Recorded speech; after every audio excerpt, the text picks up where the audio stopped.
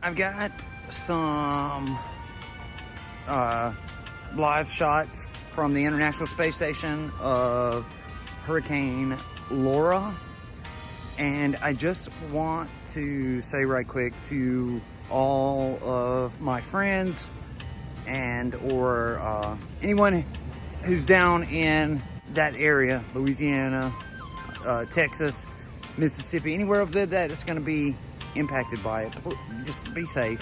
Please be safe. It seems like she's going to hit hard. She's already been upgraded to a Category 4, and late tonight, early in the morning, she's going to hit land, and they say she may even be a Category 5, which is like Katrina level. So, man, please, please, please be safe.